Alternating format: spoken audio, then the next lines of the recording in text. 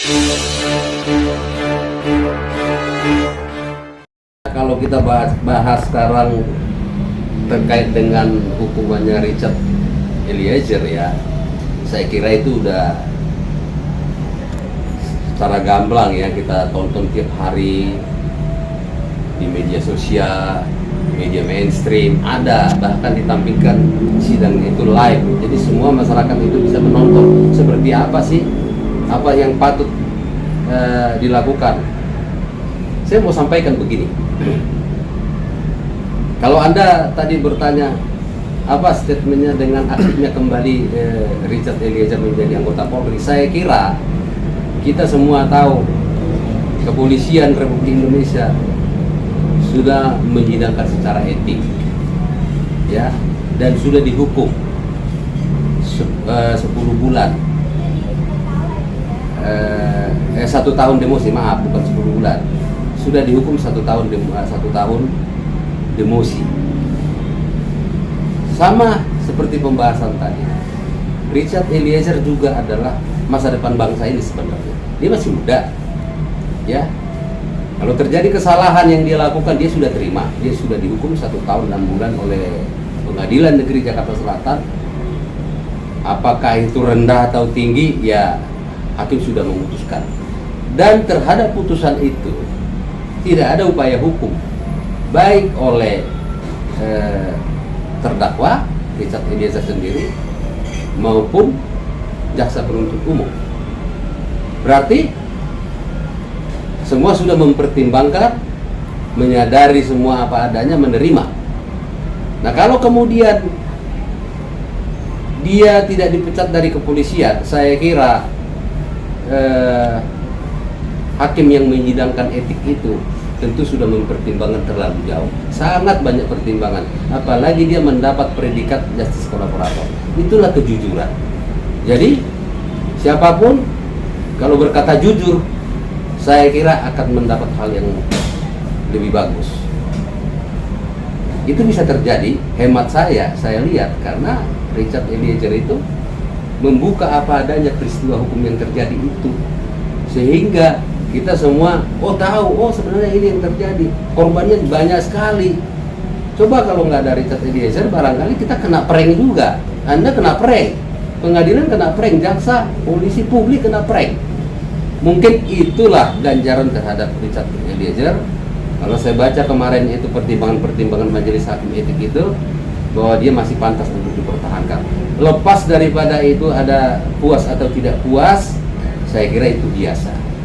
Ya, kita doakan ya institusi kepolisian juga bisa berbenah-benah, ke depan juga semakin bagus. Jadikan ini pembelajaran. Demikian juga Richard Eliezer yang sudah menyadari bahwa dia melakukan kesalahan, tapi semua tidak ada yang luput dari kesalahan, dan dia sudah bersumpah untuk berbuat baik. Ya, kita hargai. Ya, kalau soal puas atau tidak puas, saya kira kita tidak bicara soal puas atau tidak puas lagi, karena masing-masing orang punya sudut pandang tersendiri. Itu sudah terjadi, ya kita harus taat hukum apapun yang terjadi. Dan di situ saya lihat semua enjoy. Ya, baik itu Richard sendiri tidak keberatan, ya hakim dan penuntutnya juga di situ sudah memberikan apa yang menjadi keputusan mereka, dan saya kira tidak ada masalah. Hanya yang menjadi persoalan, kemarin saya menangkap bahwa keluarganya Joshua korban itu keberatan dengan hukuman itu, karena Richard Eliezer itu harus kembali aktif di dinas Polri. Saya kira wajar ya. Kita juga apabila kita seperti itu juga mungkin hampir sama tindakannya. Jadi buat saya adalah begini, jadikan momentum itu, peristiwa hukum itu jangan terjadi lagi ke depan. Jadikan itu menjadi landasan untuk memproteksi diri kita, tahan emosi, ya, bersyukur atas jabatan, jangan menyalahgunakan kewenangan. Itu yang saya tangkap di situ, dan pesan saya juga kepada siapapun pejabat Polri itu, ya hendaknya menjadikan ini pembelajaran. Mau pejabat, mau anggota biasa, jadikan pembelajaran. Jangan sampai terulang, karena bagaimanapun masa depan bangsa ini harus kita pertahankan. Ya, dengan adanya kejadian-kejadian yang sudah kita tonton sama-sama, saya kira itu bisa kita jadikan alat untuk melakukan introspeksi dan perbaikan ke depan. Itu saya kira. Ya, saya melihatnya ya dengan aktifnya Richard itu ya, saya kira ya seperti Anda sampaikan tadi, itu adalah penghargaan. Saat ini kita sudah melihat jurisprudensi, ada putusan, ya, baik itu putusan yudikatif maupun secara etik. Ya mungkin bagi sebagian orang itu tidak menganggap pas, tetapi apapun ceritanya sudah ada jurisprudensi, sudah ada contoh putusan, dan bahkan sudah berkekuatan hukum karena tidak ada upaya banding itu.